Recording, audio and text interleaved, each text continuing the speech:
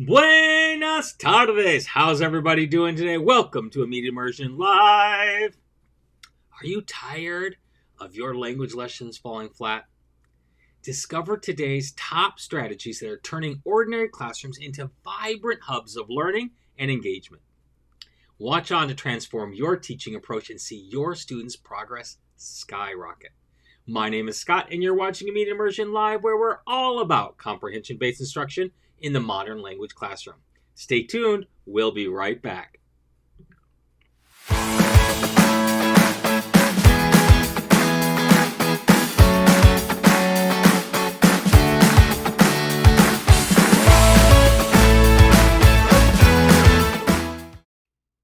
And welcome back. How is everybody doing today? A couple of things before we get started. Let's clean up some housing things. First, I went live earlier today spontaneously to talk about Prime Day deals that are great for teachers, especially at back to school time. So if you want to save some money on some things that I use in my classroom or highly recommend, you can go on my channel, check out the latest live. It was about 20 minutes long earlier today, and it has some 13 products that I highly recommend and use in my classroom, and I explain what deals they are and how I use them and why I find them useful. So if you haven't checked that out, go and check that out. Earlier today, I went live, as I said, spontaneously. We have two things going on. We are finishing up our CI summer camp. So let me do that right here. So summer camp. Put that on the screen. So you can still get in on this. So we have two more classes live tomorrow and on Thursday. There are 10 classes total, but you can get on the replay and watch the replay. So if you want to get this gives you the basics, the fundamentals of comprehensible-based teaching, and it either reminds you what those are or it teaches them to you so you are ready to hit the road running in the fall. What day is today? Today's Tuesday. In 2 days, on Thursday, we have another $7 webinar at 4 p.m. Pacific. This one is the fundamentals of CI. It's at mm.us/fundamentals. It's $7 until Thursday, then the price goes up. So you want to get in on that. And this is not talking about the same old kind of things. It's out-of-the-box ideas to help your comprehension-based instruction go. So if that's something that's interesting to you, you can go to mm.us/fundamentals. And the last thing, for the month of August, we are starting our back-to-school boot camp. So you can go to mm.us/bootcamp and get in on that. That is a 10-class course again that talks all about things you have to think about to get ready for back to school. So teachers have found it very useful. It reduces the stress level of reduces the stress level of back to school, gives you some good ideas. It talks about first day lesson plan, first week lesson plan, first month lesson plan, and beyond. Lots of different things to get ready for back to school. So if that's something you're interested in, you can go to mm.us/bootcamp and jump in on that. Okay, I think that's all the housekeeping. Remember also, before I forget, because I always do, if you're watching live, please go ahead and put in #live. Let me know where you're watching from and what language that you teach. Also, if you're watching on the replay, hit #replay. Let us know where you're watching from and what language you teach. Let's get the conversation going in the chat and in the comments. And if you find any of this helpful, please like and subscribe. It really does help if you share the video out to other teachers to get other teachers involved and help your fellow teachers, especially now that we're starting to think about back to school. I know some of you are just at the middle of your summer. but the rest of us are at the end of our summer. We start the second week of August. I have friends who are starting the last week of July, and some other friends who are starting that first week of August. So some of us are already going back to school. So I know it's hard to think about, but there it is. Okay, so let's go ahead and talk about what we're going to talk about today. So let's talk first about the first steps in transitioning your classroom. So here's some practical advice. The first thing is start small. So when, a lot of us, when we started, there was two different types of teachers after we had our initial training. Those that were toe dippers, that just tried one or two things, and those that jumped in head first without even thinking about it.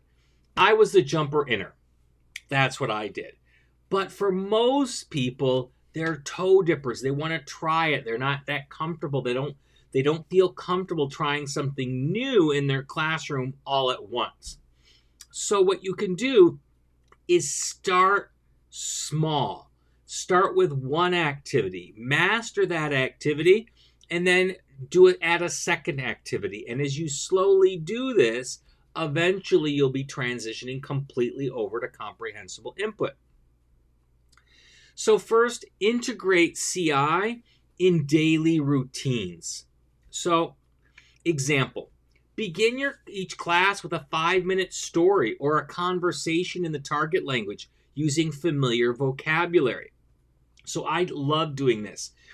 I start my week with conversations. I pick a conversation question for the week. Sometimes it's what did you do over the weekend? But that one gets old relatively quickly, so then I move on to other things and I ask all different types of questions, but it gets us going in the target language. On the second and third day of my week, I am usually doing a story with my students. So it's a little bit more than a 5-minute story, but I've been doing this for a long time. But you can do a 5-minute story. It could be a fairy tale that you already know that you can tell your students, or it could be a 5-minute personal story, like the first time that you got your driver's license, or the first school dance you went to, or an awkward moment you had in school. Those kind of funny little things kids always enjoy. But that's a great way to kind of get started, talking in the target language, getting the kids used to hearing the target language, and working to make it comprehensible. You can also use pictures or prompts to discuss simple topics that ensure students understand through gestures and visuals. So this could be something like picture talk, where you put up a funny picture, like a funny animal picture, a funny baby picture, or an awkward family photo. Really, search that up. Awkward family photos. My friend Unique from Belgium, she gave me that idea, and it is so funny, the types of pictures that you can find. And use these to discuss in the target language, keeping everything simple. And because there's a picture, and then you can add gestures, and they're seeing the visual on the board, it really helps students to make it understandable. So they're understanding what's going on better. And any other additional words they don't understand, write them on the board with the translation. Another idea is to incorporate high-frequency words and phrases into your daily classroom. I highly recommend that you start with the Super 7. Those are 7 ideas, concepts that Dr. Terry Waltz came up with from her interpreter experience to be able to express a lot of what you want to be able to say but don't have the vocabulary for. It's circumlocution at its most essential. She boiled down 7 concepts into these, everything we talk about into 7 simple concepts that then translate to verbs that kids can communicate with. They might not be able to say everything, but they can say a lot with just 7 verbs. For most languages, it's only 6, but for Mandarin and Spanish and maybe some others, that where there are 2 verbs to be, you get that 7th one. So here's what they are. Is and Spanish, we have a different one, meaning is located or is feeling. Goes, wants, has, likes, and there is. So those are the 7. And you teach those, use those in daily, work them into your classroom. Make sure your kids know those really, really well. Again, it's starting small, and then you can branch out from there. The next step after the Super 7 is the Sweet 16, which Mike Pito added on to Dr. Terry Waltz's 7 ideas. He added 9 additional verbs. And I never can remember all the verbs. I'll have to think about them. I'll try to give them to you, but I always forget one. To extend that. And then you can make a whole curriculum based around these 16 verbs, or 15 for languages other than Spanish and Mandarin. So they are, let's see if I can get them all. Can, sees, does or makes, leaves, is able to, I don't know if I already did that one or not, puts, and I'm forgetting, I told you I would forget. I'm trying to go through them all. Sees, can. I don't remember. I'm missing a few more. But you can look them up. Go, just Google them. You can find a nice list. Actually, let me just do that really quick. I will get it real here. Sweet 16 verbs. The chart that I use is the one from the Comprehensible classroom. Actually, let me go ahead and get the link for this so you can see it.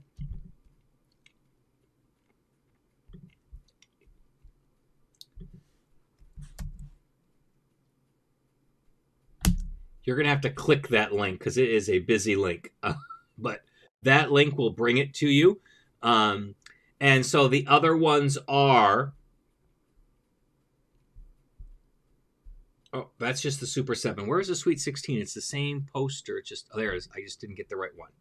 Okay, let me get this one here for you. See if I can get a more simple link to it here.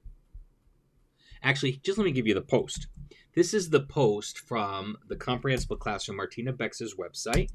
So you can go there, and they have both pictures there. But the additional 9 verbs are... leaves, does or makes, puts, able to, gives, says, knows a fact, goes back or returns, and then sees. That brings you your total of 16. So that's what you do. So that's what starting off small is. Starting off, replace one activity one by one until you master it, and then move on to the next activity. And that will work really, really well. Next, let's talk about leveraging technology to enhance engagement. So we know technology. Now, I love technology. I love it. I use it at home. I do everything I possibly can to use technology to make my life easier. But that's the whole point of technology, to make things easier. Don't use technology just for technology's sake. I know for a lot of us, it's something that we get assessed on during our evaluations. But don't just do something for technology's sake. Do it because it actually enhances something you do in the classroom, or it makes something easier. As I said, I love technology, so I can find lots of ways to use it. But some of you are not big technology people, but you still need to implement in your classroom, but find ways to use it to make your life easier or to enhance an activity you already do. So the first thing you can do is utilize language learning apps and platforms. And there are so many of these, and some that aren't designed specifically for languages, but that you can adapt to them. So Duolingo and Babbel, those two are specifically designed for learning languages, as is Rosetta Stone. So those are the 3 big ones. But there's Quizlet, there's Gimkit, There is Book It. Book It. There is Memrise. There's a whole lot of other ones you can use. And if you teach Spanish and you have a Senior Woolley subscription, you can assign those as well. So you can take these and assign them as homework assignments, or when you need downtime in class, you need a little bit of a break, you can assign them for classwork. They can be used as sponge activities. You got a couple of minutes left at the end of the class, have them start working on one of these, or sub work. Most kids after the pandemic are one-to-one. They have some sort of device that the school provides them. So they can use that to do some sub work so the time isn't lost because the sub doesn't speak the language. So that is a really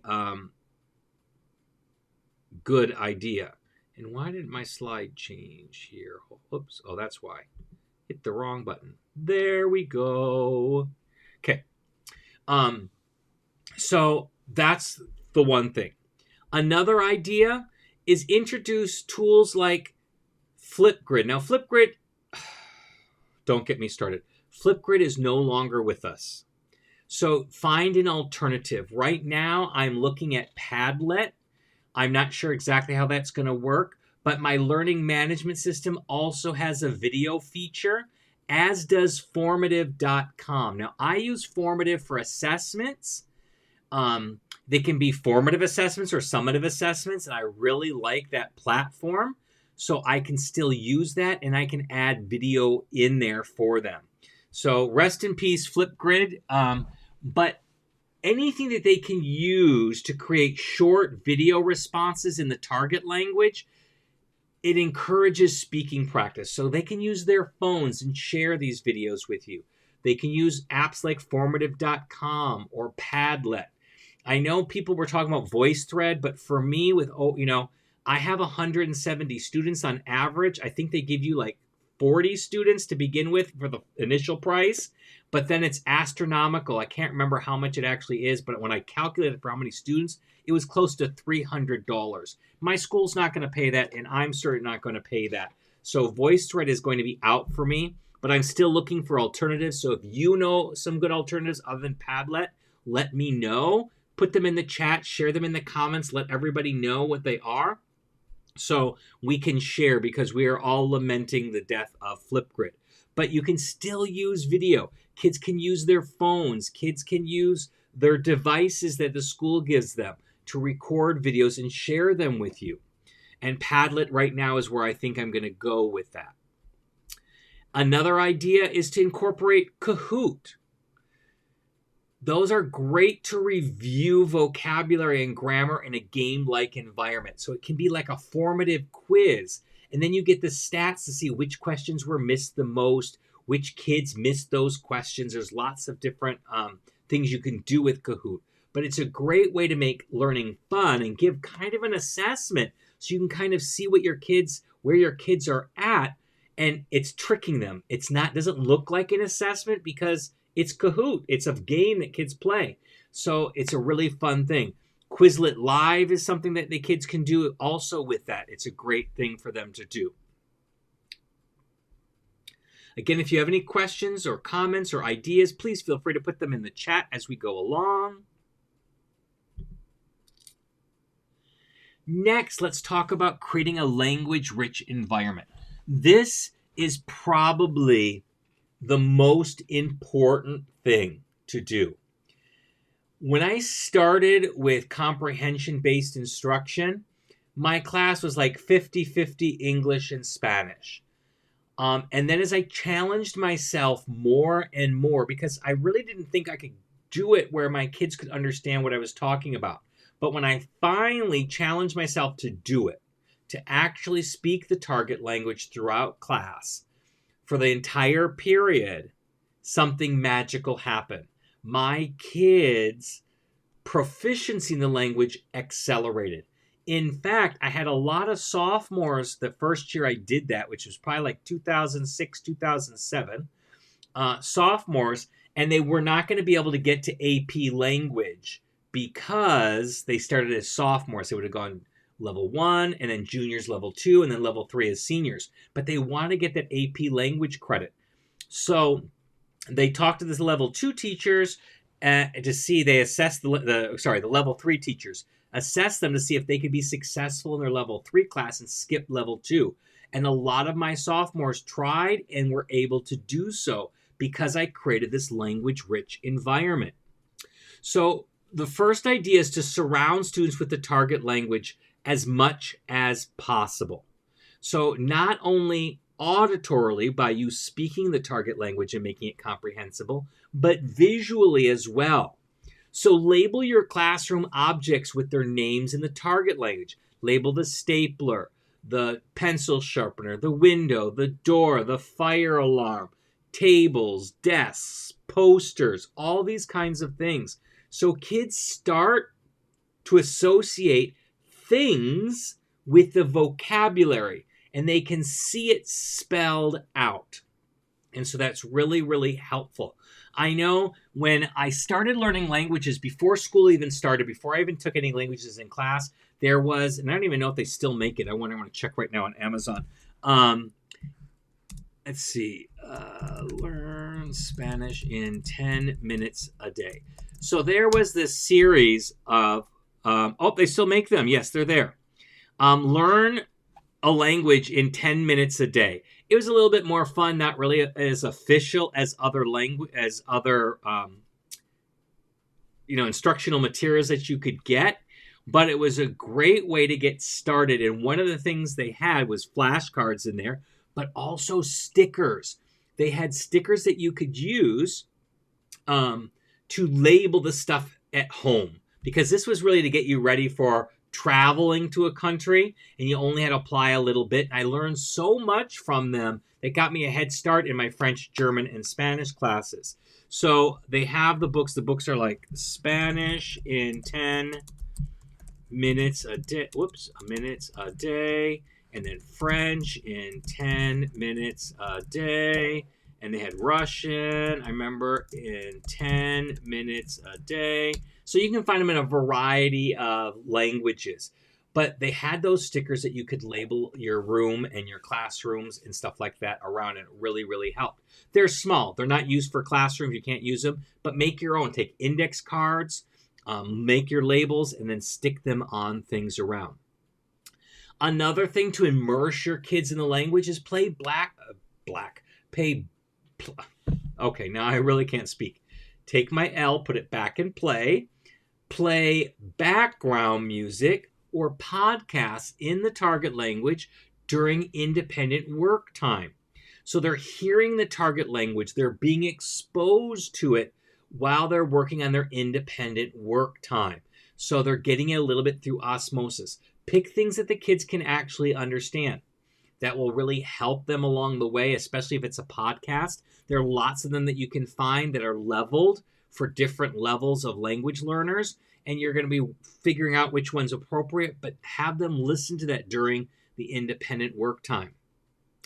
And then the last idea for immersing your kids in the language is to decorate your classroom with posters, charts, student work, all in the target language to create this immersive atmosphere.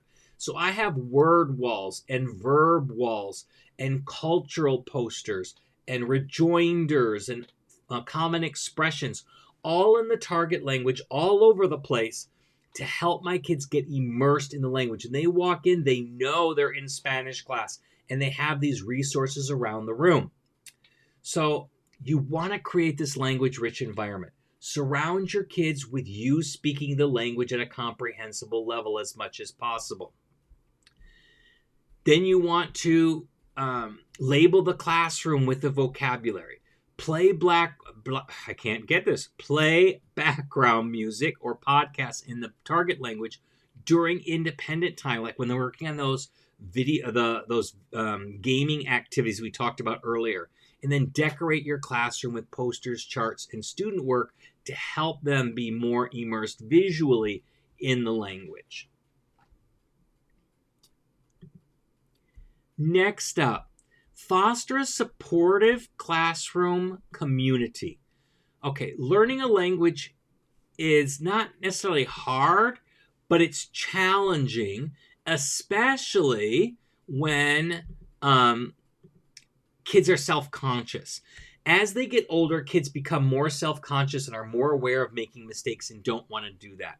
So we want to build relationships with our students and encourage peer support. That's what we really want to do. And when we are able to do that effectively, then we lower that affective filter. We lower that stress level of our students and we raise their confidence so that it becomes a supportive classroom where nobody is made to feel lesser than because they made a mistake, and nobody is superior to anybody else. We're all equal. So one way to do that is to implement pair and group activities where students can practice the language skills together, such as role playing or collaborative storytelling. Now, the key to this is pairing the right students. Sometimes you want a higher level student with a struggling student so the higher level student can help them out. But other times that can be intimidating. So you want to put like students together. So 2 struggling students together, 2 mid-level students together, and 2 high-level students together, or in groups that way. But it depends on the activity that you're asking them to do. So think through the reasons and what would be most helpful and least damaging to their self-esteem. Because if you always pair the struggling students with the top students, they're always going to say, I can't do that. They're so much better than me. So you want to have a healthy mix there. Another idea is to create a language buddy system where students support each other's learning progress. So again, this can be like students, like with like, struggling with struggling, mid with mid, high with high, or you might find that this particular struggling student might benefit from this high-level student, and this high-level student is really good at supporting other students. So that's a really great thing for them to do.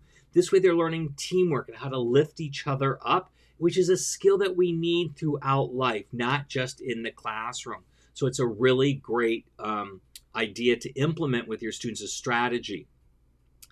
And lastly, for this topic, you can host regular culture days where students present on aspects of cultures associated with the language being learned, promoting a sense of community and shared interest. This works really, really well, especially if they're members of that community.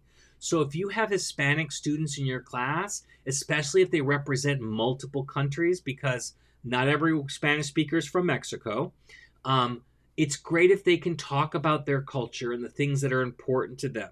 But you can also extend this outside of the target culture as long as they're communicating the information in the target language. This will bring that sense of community together, that we are all different, but more similar than we're different. We can all develop this community together, and we can learn and be empathetic to each other from where we all come from. It's a really great way to build that classroom community that supports and lifts each other up. And our last topic for today is prioritizing authentic language use. So you want to use real life materials and context. And we've been talking for a while. I've been talking on multiple YouTube videos and trainings and such, that it's so much easier nowadays for us to get real life materials and context than it ever has been in the history of teaching languages. When I was a kid in school in the 80s taking language stuff, we did not have the internet. So the only kinds of real authentic materials that were available to us were one of 3 things.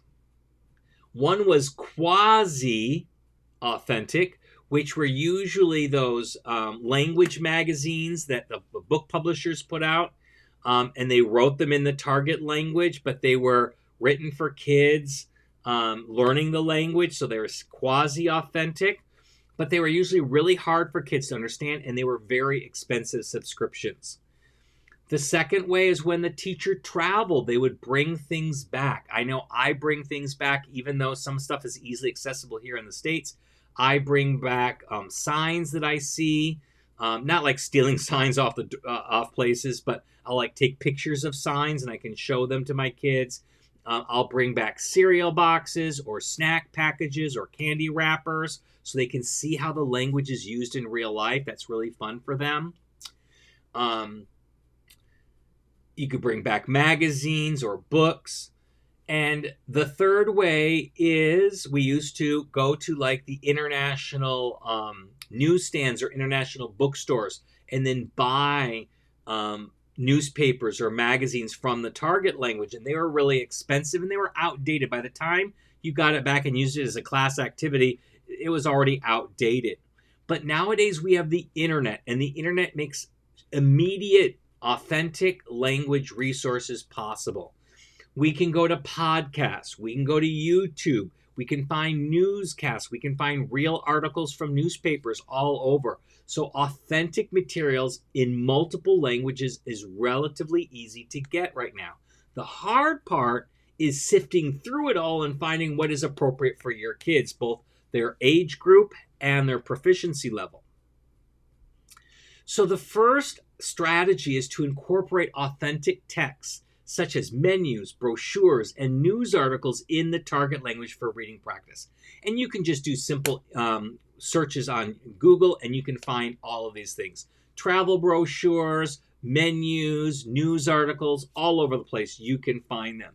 And you might be able to even add in taglines that say for, novice low, or, putting in the proficiency levels to see if you can find articles that really address to those. Another great idea is to arrange virtual or real-life exchanges with native speakers, like pen pals or video calls, to provide genuine communication opportunities. So there's multiple ways of being able to do this. So back when I was a kid, we used to do the pen pal thing. There was like a subscription service that you did. You paid $1 or something per name and address. And then that would be exchanged back and forth. And then you wrote on special international mail paper that you wrote your letter on, and then you folded it up. And it already had the stamp on it when you bought it. And then you could put it in the mail and it would go, and then you'd wait for that to go back and forth.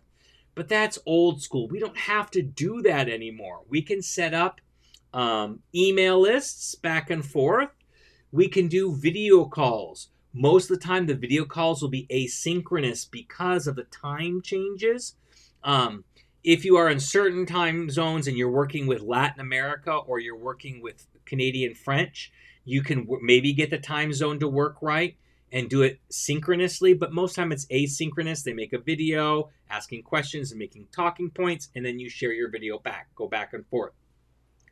But other ways to do this is to utilize the parents of your native speakers. Even if you don't have the native speakers in your class, go to the English language teacher and see, do they have any native speakers of the language that you teach that you can communicate with not only them, maybe they can come and visit your class and talk to your class or make some videos, but maybe you can ask their parents to share something with them. And maybe they can't come into class. They could. You can schedule a day they come into class, but if not, maybe a Zoom call or a FaceTime call would be appropriate. Or maybe they can also do asynchronous video calls. Another resource is going to local restaurants or markets of the target language. I know we have an Asian market down the street from me. I don't teach any Asian languages, so that's not as very helpful for me. But right around me, I have 2 Peruvian restaurants within a mile. I have a Mexican restaurant within a couple of blocks. And right across the street from the Mexican restaurant, there is an authentic Mexican market. So I have a lot of resources. I can go in there, talk to the employees, and see if anybody wants to collaborate with my classrooms. Maybe I have kids who are really interested in cooking or really interested in food and stuff. They could bring some samples in, or maybe just do virtual. It's a great way to get kids talking to native speakers. And then the last strategy for authentic language use is assign projects that require students to use the target language in a practical, everyday scenarios, such as planning a trip or conducting an interview. Now, I find I don't do as many projects as I used to do, but when you do projects, I find that they're more successful if they're free choice. So, depending on the age level of your students, you can give them a menu of choices that you have already pre-screened. And then maybe you can give them student choice must be approved by teacher. So if none of those appeal to them, they can kind of plead their case for another one. And then if it works, then great, you can approve it. If not, you can kind of guide them in the right direction. I do this with a genius hour type of project. So I'll dedicate like 6 to 8 Fridays every class period. They'll get that time to work on one of these projects. They're able to work outside of class, but they know that they're going to get 6 or 8 Fridays, depending on when the time of year it is, to actually work on this genius project and come up with something great. And whenever you do this, what you want to focus on is them showing you that they have mastered at their particular level one of the 4 language skills: listening, reading, speaking, or writing. It's not an art project, so you don't want them just doing like draw a picture and label that. That's not a real productive use of the language. So they've got to do something more with that. They've got to demonstrate with their project that they have the ability at their particular level of the class. So beginning, intermediate, novice low, novice mid, novice high, intermediate low, intermediate mid, somewhere in there, on one of the skills that they can understand the language, or they can speak the language, or they can write the language, or they can read the language. They have to demonstrate that with their project.